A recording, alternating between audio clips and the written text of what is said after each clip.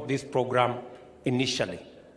We are escalating this to a national 1 million youth green army for climate adaptation, a movement that must spread across the whole of Africa. On the second subject, renaissance of the African dream. Africa has a rich heritage of statesmen. Kwame Nkrumah, Julius Nyerere, Jomo Kenyatta, Thomas Sankara, Patrice Lumumba, and I could go on. Leaders who decades ago foresaw the unstoppable power of a united Africa. We must rekindle this dream because now more than ever, we are in a position to make it a reality. You are now the custodians of this dream, this idea envisaged by our forefathers. With the technology available to us today, it is very possible to build one African market. It is possible for an idea to rise in Nairobi, arrive in Lagos by midday, and Cape Town by sundown, and vice versa. It is possible to develop, respect, and appreciate our various cultures through social media. We can exchange ideas and learn from each other every day. This is what our forefathers wanted for us. Innovation is critical to achieving our development goals. To grow fast, we must deliberately focus on innovation to create fresh opportunities through the creation of new products, models, and partnerships. Africa's youth must drive this digital revolution. We must not be afraid of new ideas, especially when they are big. We must not hide our ideas because we do not know how to resource them. Kenya is a renowned trailblazer in innovation.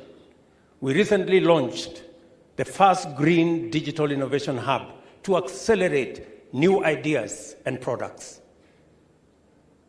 The Green Digital Innovation Hub targets foundational sectors such as agriculture, information and communication technologies, and energy, incorporating cutting-edge technology like automation, AI, sensor networks, cyber and IT security, cloud computing, and smart cities.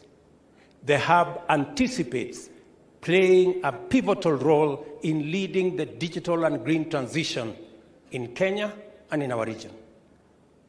The global job market is increasingly shifting towards virtual and technology-driven roles, necessitating an alignment of our education system with this reality. To this end, the Ministry of Education is collaborating with global tech giant Google, the Ministry of ICT, and the digital economy in launching a comprehensive coding program in primary and secondary schools in Kenya nationwide. Google has generously offered to create a job pipeline for program participants, providing access to digital gigs with earning potential of up to US $3,000 per month. In fact, I made a commitment to the people of Kenya that in the space of creating jobs, I am a great believer that the way to derive value out of the 650 billion shillings we spend in our education and training every year is to create opportunities and pathways where young people can monetize their talent, their knowledge, their education in different ways.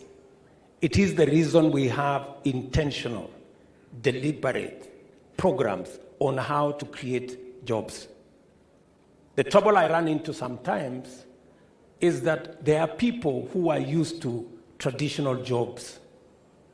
They believe that a job is when you have a tie, you've gone to an office, and you have a boss sitting somewhere. They cannot fathom that you can be in a t-shirt, in your home, in your house, and you are working. In fact, we have a case in court, very interesting case in court in Kenya, where the court has ruled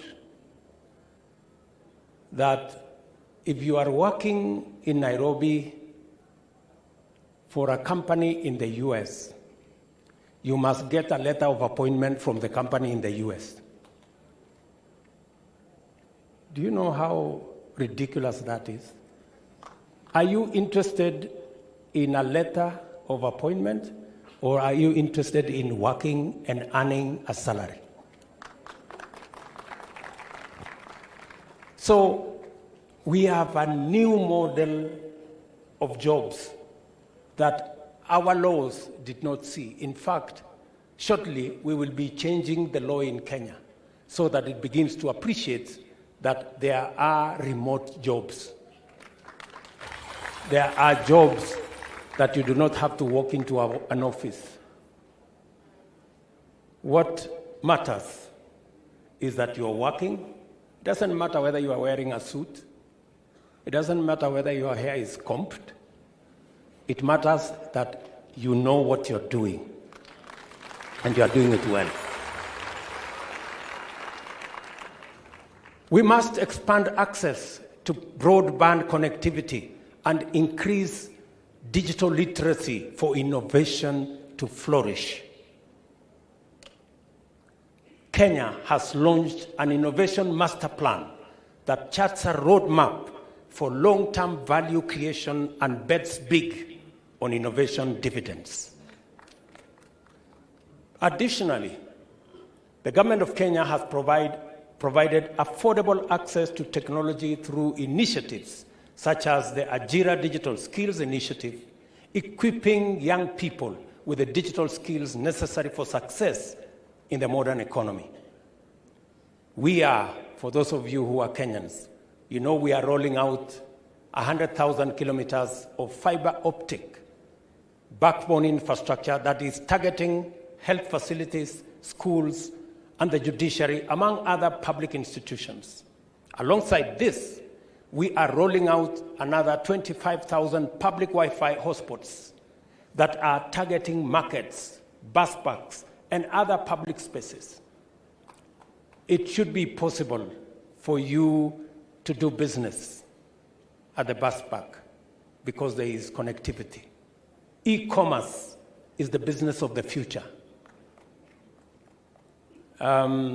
We were going through the stalls here, and there are many innovations by many young people.